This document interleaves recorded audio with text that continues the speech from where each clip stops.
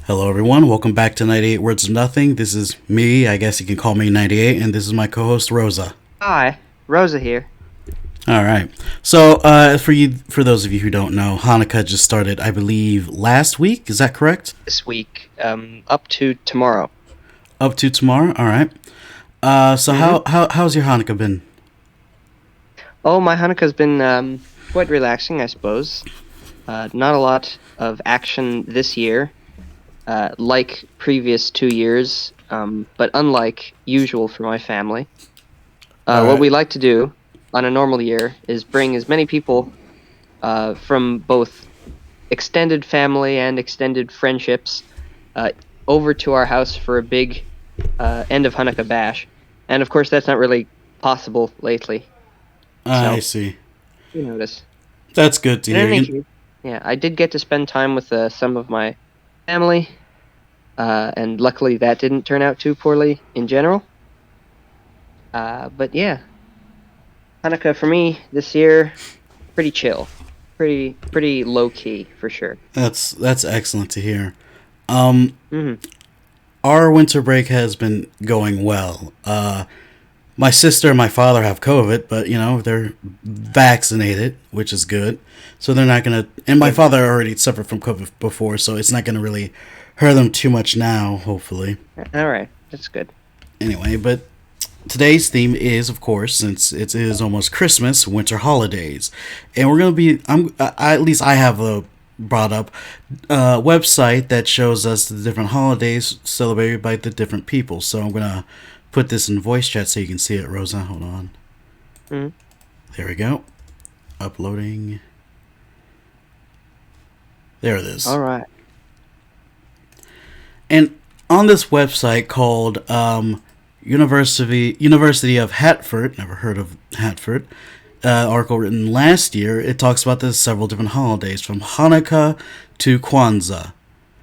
So I just guess I want to go over, what was the importance of celebrating such days coming to the end of the year. It's kind of self-explanatory, but I would like to first go over the different holidays. So, of course, the first one it mentions is Hanukkah, which was last year, and last year took place from the 28th to the 6th of December.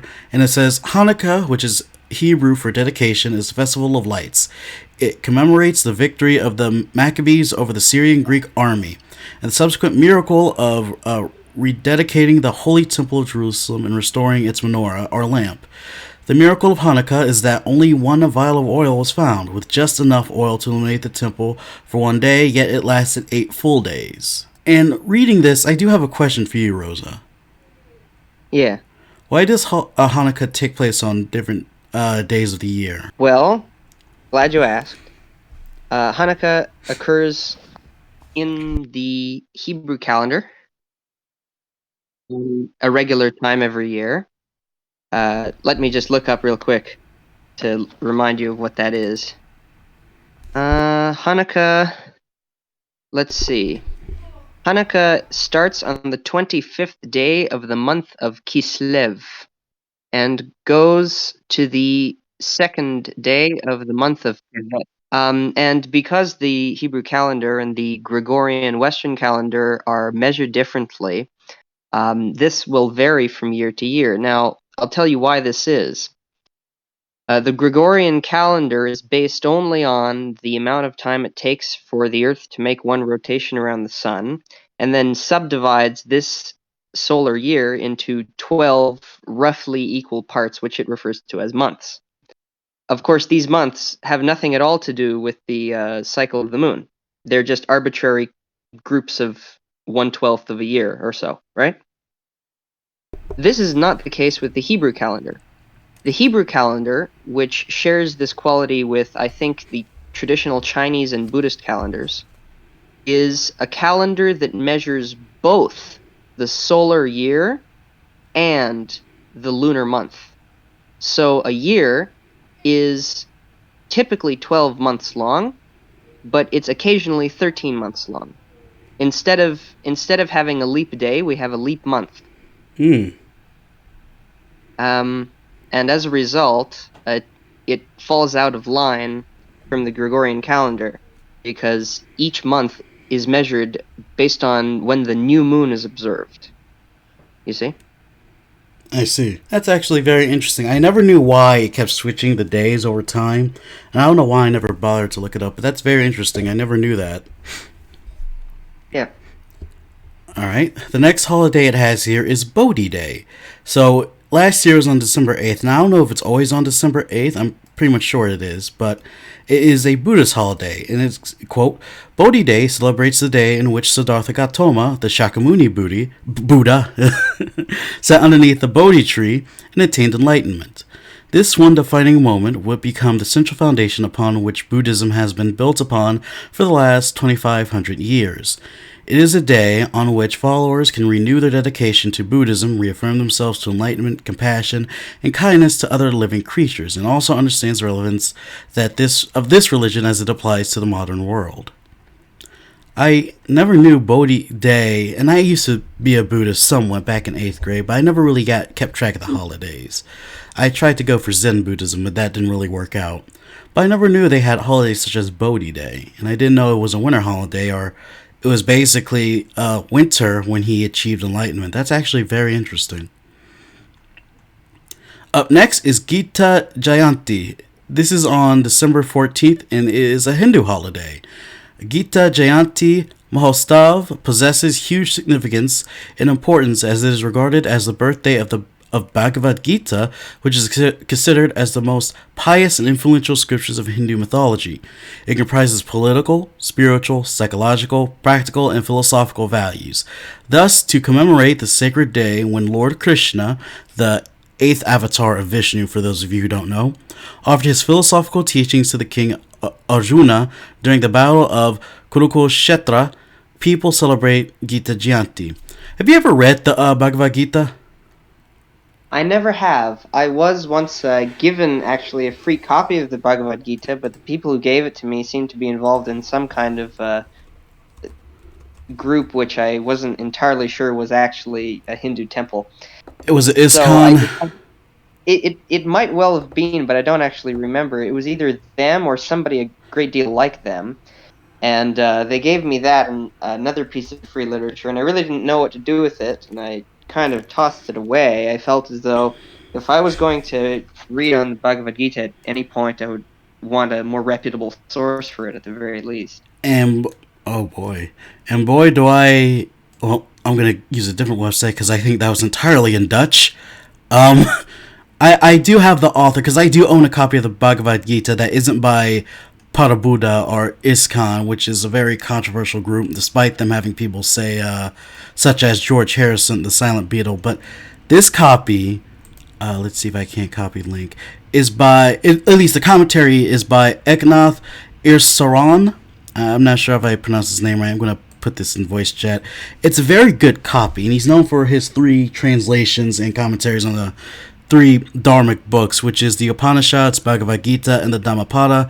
Of course, the Dhammapada being a Buddhist literature, more so a Buddhist literature than a Hindu. But if you, the one in voice chat, it's a very good read. I highly recommend it. All right. All right, moving on. Now, this is a holiday I actually did celebrate when I was a Norse pagan. It's called Yule, or Winter Solstice. It's always on December 21st. Pagan and Wiccan celebration, it is stated. The longest night of the year, followed by the sun's rebirth and lengthening of days. In most tradition, Yule is celebrated as the rebirth of the great god who is viewed as the newborn solstice sun. Some pagans consider Yule to be beginning of the new year. One of the 8 major annual Sabbats are festivals. I actually did celebrate Yule, and my family was nice enough to get me a Yule log back in high school, and we burned it. It was actually pretty lovely. Right. I don't think I've ever officially celebrated any kind of solstice. But what I do know, just based on the Instagram stories I've been seeing this past week, that one of my friends participated in a street party on the night of the solstice. And it was really great because they had these great big pantomime-looking figures that they paraded around in the streets, right? All right. I might want to find some photos of that and show you, but in any case, this was going on in Kensington Market, which is kind of a bohemian neighborhood here in Toronto. Famous for food markets and smoking weed in the park and things like that. Oh. So it's exactly the sort of place that people would have a winter solstice celebration in any case. But yeah, I kind of wish I had gone and seen. All right. I might want to move up to Toronto one day or Washington State. I don't know which. I don't want to be in America Now, forever. don't get me wrong. I'm not saying you shouldn't move to Toronto. Don't get me wrong. Toronto is a beautiful, lovely city, and there's lots of great things about it. But I swear on my life, you will not afford to live here. Yeah, that You makes will. You sense. won't. All right. I'm already considering maybe doing something about going to Montreal because I know they have much more reasonable prices in Montreal. Don't even bother with Toronto. Like it's fucking expensive, you know. Wonder because I always want to move out west and I want to move to like San Francisco and stuff. But I know all those places are expensive, which with the job market I'm trying to get, I won't be able to move, and I might. I don't know. That's for a conversation for another day. Anyway, moving on. So y'all, Right, right. this is also celebrated on the 21st of December. Hopi, which is a Native American tribe, celebrates this. The Soil ceremony begins on the shortest day of the year and symbolizes the second phase of creation at the dawn of life. Its prayers and rituals implement a plan of life for the coming year, ceremonially turning back the sun toward its summer path. The longest ceremony on the ceremonial path, lasting up to 16 days. Sacred rituals are performed in underground chambers called kivas. Many ceremonies involve dancing and singing. It's very interesting. I like the idea of like basically turning its opposite from winter to summer. Something Yeah. about that speaks to my soul. Christmas Day, of course, you have Christmas Day, which is always celebrated on the 25th of December for Gregorian people who use a Gregorian calendar. If you're confused, let Yeah. me tell you why. It's, of course, a Christian holiday. Christians celebrate Christmas Day as the anniversary of the birth of Jesus of Nazareth, a spiritual leader whose teachings form the basis of their religion. Now, in countries with large population of Orthodox Christians, such as Russia, Ukraine, or Romania, Christmas Day usually falls on January the 7th, which is, of course, for the Julian calendar, is basically their 25th of December. Now, Yeah. I didn't really celebrate it, but on the 7th, when I was still out, on break, I did go to the Greek Orthodox Church to celebrate basically the old style Christmas, and it wasn't many people there because for the most part that church goes by Gregorian calendar, but they do Mhm. celebrate it for obvious reasons for those who still use the old calendar. Oh yes, like and I'm not really sure to what extent this might be influenced by changes in Greece or changes in the Greek diaspora, but for example, I have a Greek aunt, and her family celebrate Christmas. They celebrate Christmas because she's of the Greek Church, but they celebrate it on the 25th. And I'm not really aware that they would do any of that on the 7th of January. But like I assume it's a similar situation generally here in Canada where the normal time to celebrate Christmas in any case is the 25th. And then there are also people who are used to the older calendar and do it the old way. Um, but yeah, I guess, and maybe we should look this up because I know different countries having autocephalous churches made this shift at different times, right?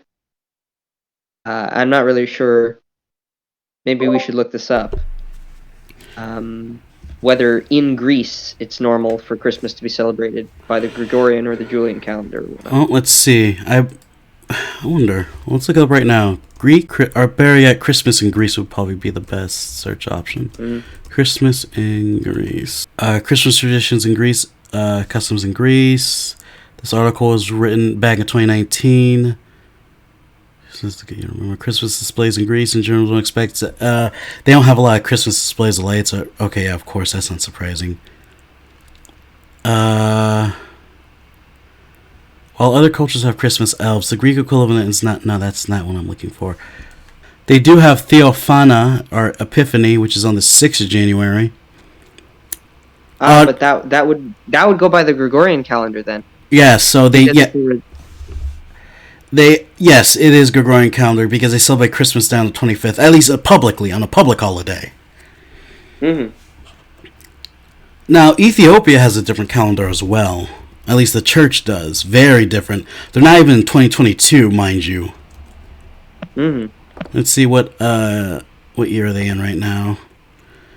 The Ethiopians what's the current Ethiopian calendar has 12 months, 30 days plus 5 or 6. I cannot even say that word, days, which compromised. Currently in Ethiopia, what year is it? It's used in the Ethiopian church and the Tawhido church in Eritrea, which is a separate country. So it is currently 2015. So for the Ethiopians, it's currently 2015. At I least for the see. Orthodox Church, that is. But I am curious about their public holidays. Public holidays. No, they don't do Christmas on they don't do Christmas on our day, on Gregorian Day. They do Christmas, at least for the church, on the 7th of January. Very interesting. Huh.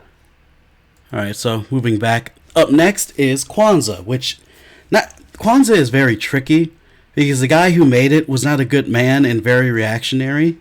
But for the sake of it, we're gonna add it in. Kwanzaa is usually celebrated on the 26th of January 1st. I know some people do it on the 27th to the 2nd. It's an African American and Pan African holiday.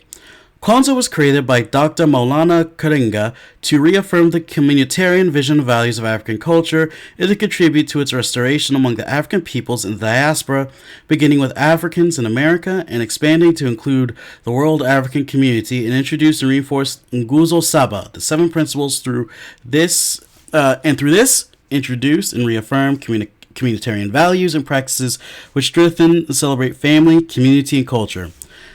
These seven communitary African values are Umoja, unity; Kujichagula, self-determination; Ujima, collective work and responsibility; Ujama, cooperative economics; Nia, purpose; Kumba, creativity; and Imani, faith.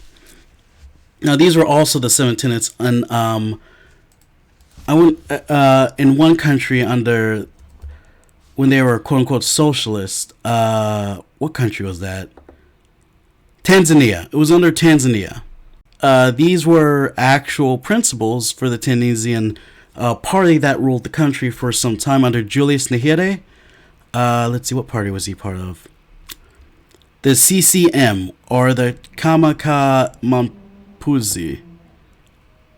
Or was it them? Because these are two parties.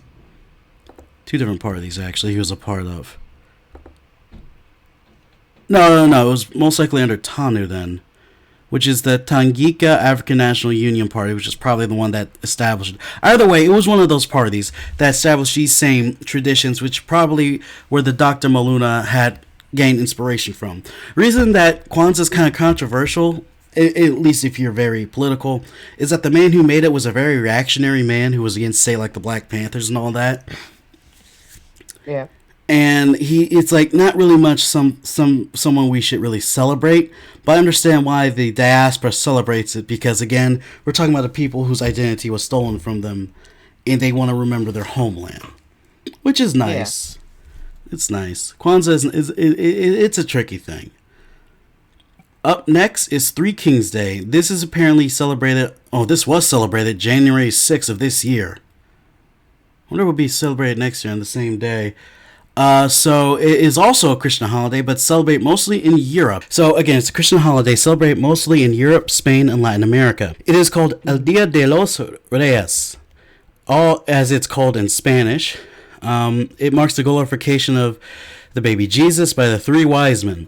In Mexico and many other Latin American countries, Santa Claus isn't as popular as he is in the United States.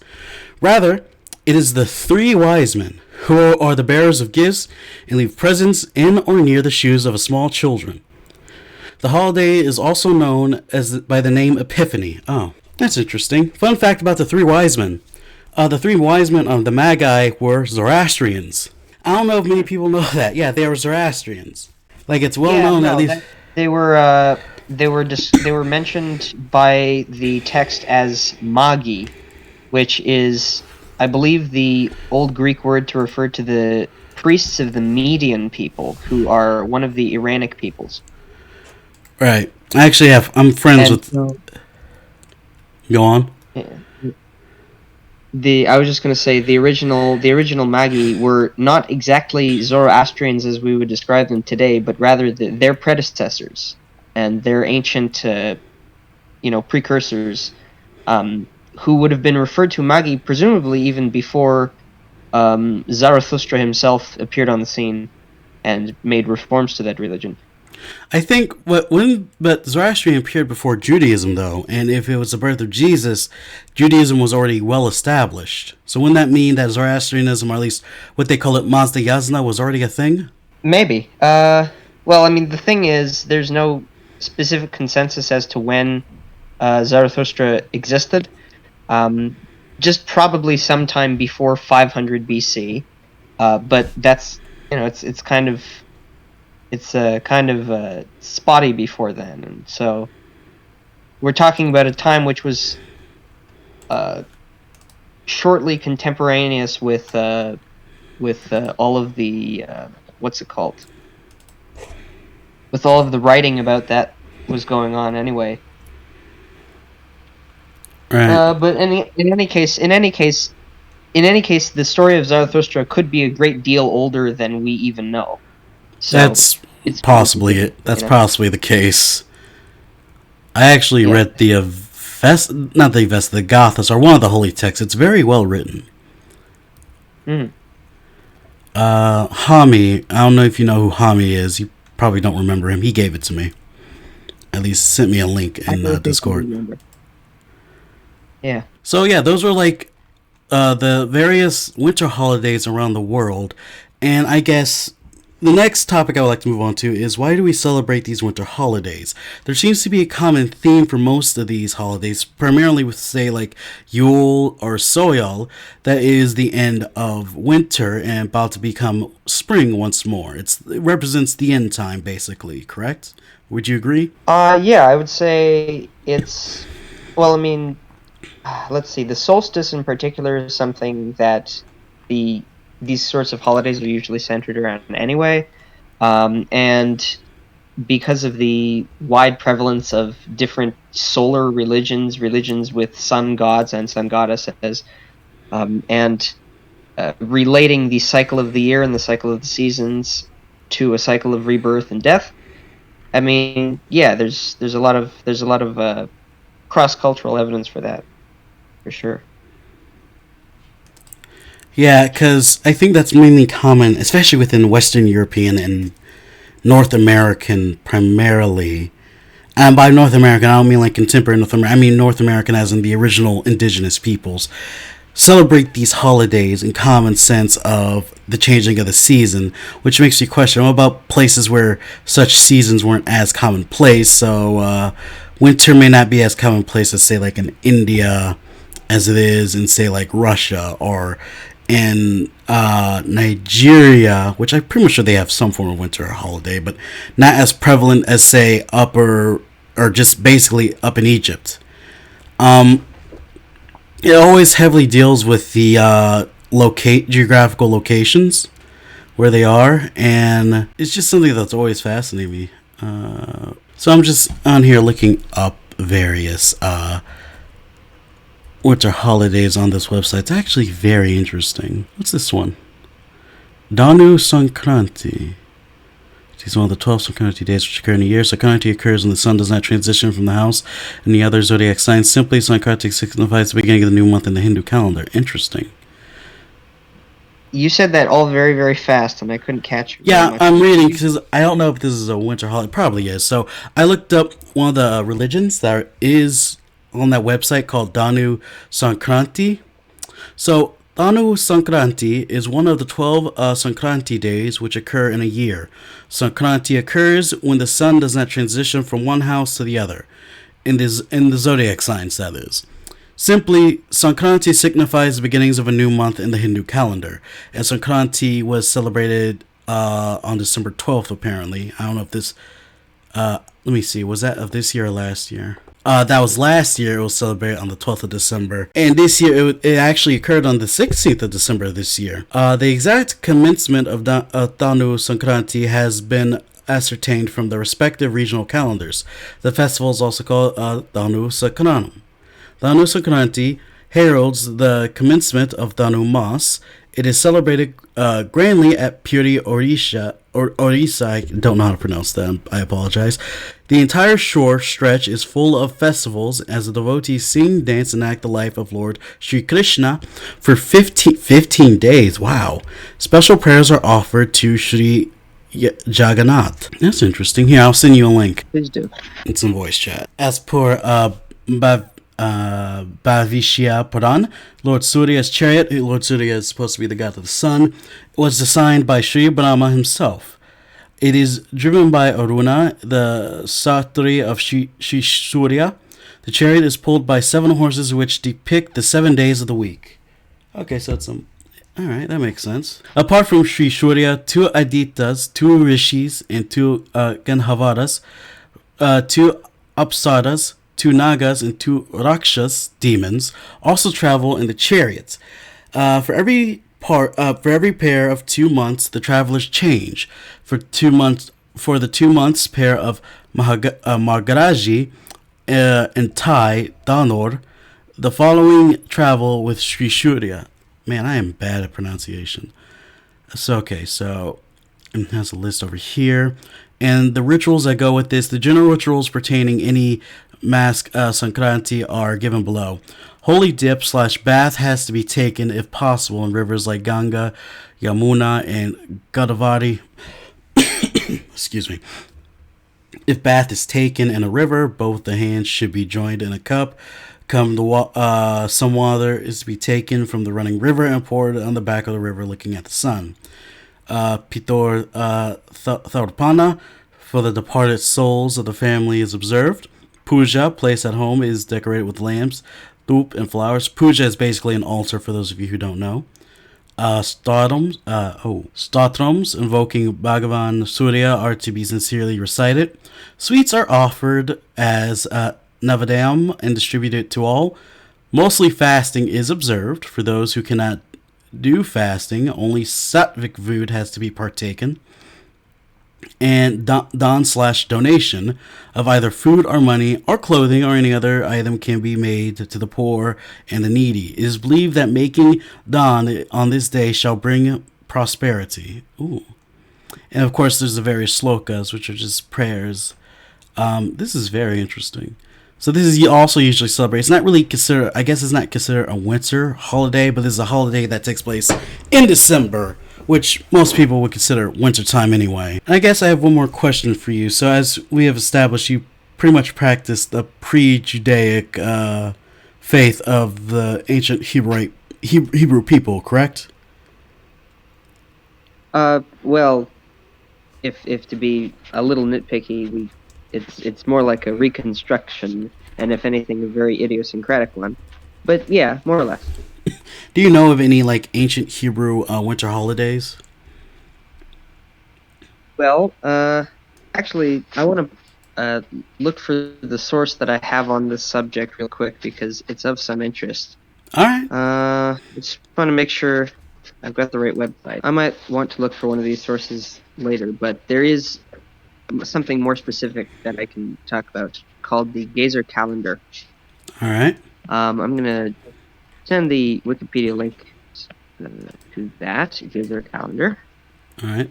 This is, as it exists, one of the oldest examples of written Hebrew that there exist in the world. And its exact date isn't known for certain, but it's hypothesized that it was created in the 10th century before the Common Era. And the interesting thing is it seems to represent an agricultural calendar with essentially directions for which tasks to do in the course of all of the months of the year with respect to agricultural tasks. So if you look at the Wikipedia page and you scroll down to the 2 months gathering, 2 months planting, and 2 months sowing. Yes. Now this corresponds to the particular local climate of the region. The climate of the land of the land of Canaan, which would have been where this, like they would have referred to it as Canaan at the time, presumably, would have been probably not too different from how it is today, which is to say a Mediterranean climate with two primary seasons, a dry and a wet season. And the dry season corresponds to our northern hemisphere summer, and the wet season corresponds to the northern hemisphere winter. And so, of course, the dry is hotter than the wet season, but because it's a Mediterranean climate, it's relatively close to the equator compared to, say, where I live up in Toronto. The temperature difference is not quite as much. You'll notice also that in the calendar with the first three lines, the end of our autumn would be the time for harvest, right? Which corresponds well enough to harvest festivals we're familiar with in October and November. But in December, January, February, and March, there's planting and late sowing. And this is considerably earlier than it would be done in our more northern countries, where one has to wait until the frost passes away. Now, of course, there's not very much frost in the land of Canaan, unless you go up the mountains. But for December, January, February, March, you would see these isolated, well, not isolated, but like networks of communities, small farming communities, small peasantry, so to speak, scattered across Canaan, all following in this cycle of the year. And it relates very much to the cycle of Canaanite mythology, as we've known it from the tablets discovered in the Canaanite city of Ugarit.